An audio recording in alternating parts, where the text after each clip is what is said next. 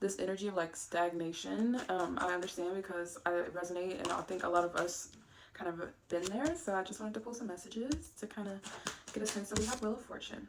And this keeps coming up lately, which means that I feel like we're just in this period of like a lot of karmic things changing and shifting for us in our life. We have the Sun, so good things are coming. Good things are coming, and I want to pause and just say that Knight of Cups. So there's an offer coming in for whoever's watching this, but I want to pause and say something that's coming up for me is this might be a message that is, because this Wheel of Fortune is coming up a lot in readings.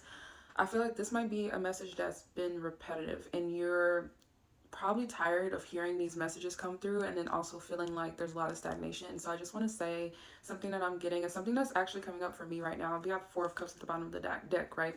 Is that if you're anything like me or like the collective that has come from this background of struggle, of not really having healthy friendships, relationships, having good experiences in the workplace, having good experiences with or good relationships with family. If you're someone who's been through a lot of complex trauma, for example, which is something I talk a lot about on this page, it's going to be really easy to kind of stay in this energy of stagnation and not really see what you have currently, and not really believe that good things are coming to you, because all you've experienced so far in life is chaos and instability and destruction. I resonate very heavily with this, and so anytime there are messages that suggest that things are going to change for the better, but then you're not seeing anything, and then you feel like there are more stressful things happening in your life, it feels like you're being tested, and then you're like, I'm sick of being tested. Like, I don't want to be tested by the universe anymore. I'm tired of tests. But one thing that has been coming up for me is that the tests are training you to be able to hold the things that are coming in, because the things that are coming in are so good,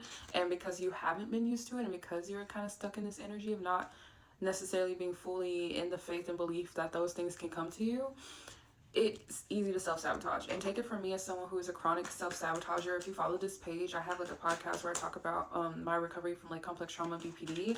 I am a chronic self-sabotager. I intentionally make people feel uncomfortable, or like push people away. And so if you're like one of those people who you've struggled a lot with holding goodness because you're just not used to it, then this might resonate for you.